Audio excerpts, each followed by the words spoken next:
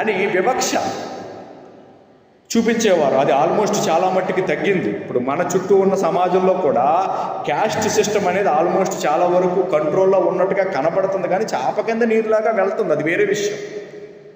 కానీ అప్పట్లో అయితే ఇంకా భయంకరంగా ఉండేది మన భారతదేశ పరిస్థితులు.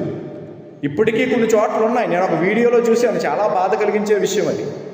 ఒక వీడియోలో, అది తమిళనాడు ప్రాంతంలో అనుకుంటా, ఒక వ్యక్తి సైకిల్ తొక్కుకుంటూ వెళుతున్నాడు.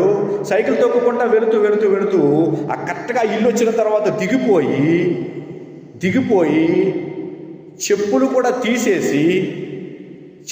తీసేసి అతను చేత్తో పట్టుకుని ఆ సైకిల్ నడిపించుకుంటూ ఆ ఇల్లు దాటేంత వరకు వెళ్ళిన తర్వాత మరలా చెప్పులు వేసుకుని సైకిల్ తొక్కుంటూ వెళ్ళాడు. మీకు అర్థమవుతుందా? అంటే ఆ గృహం దగ్గరికి వచ్చేసరికి, అంటే ఆ గృహంలో ఉన్నవారు బాగా హై లేకపోతే గొప్పగా పిలువబడుతున్నవారు, ఇతను ఉన్న ఆ యొక్క కులం లేకపోతే ఆ జాతి ఏదైతే ఉన్నదో, ఆ పరిస్థితులు ఏవైతే ఉన్నావో, వీరు తక్కువ అని ఎంచబడుతున్న పరిస్థితులు అనుకుంటా. వీడియో చూస్తాక అయ్యో ఇదేంట్రా బాబు ఇలా ఉంది పరిస్థితి అని అనిపించింది. ఇప్పటికీ చాలా చోట్ల ఉన్నది. భయంకరంగా మనుషులను చూస్తూ ఉన్న మనుషులు లేకపోలేదు. ఆ మాట అర్థం చేసుకోండి, గుర్తుపెట్టుకోండి. ఈ భూమి మీదనున్న మనుషులందరూ సమానమే. అది ఎప్పుడు మీరు మర్చిపోవద్దు.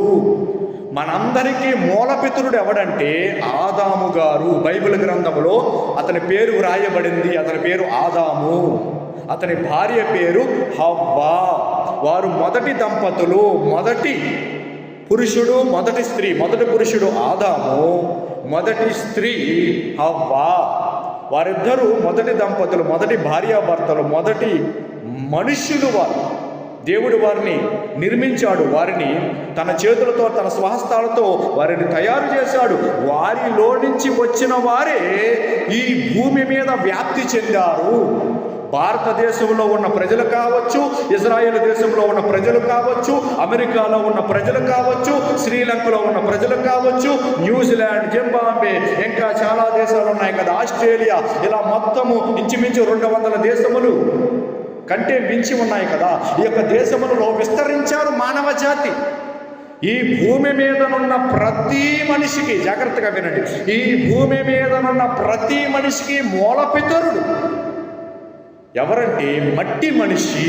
దేవుని చేత, దేవుని చేతులతో, మట్టితో దేవుడే పనిగట్టుకుని చేశాడు. అతనికి పేరు ఆదాము అని పెట్టడం జరిగింది.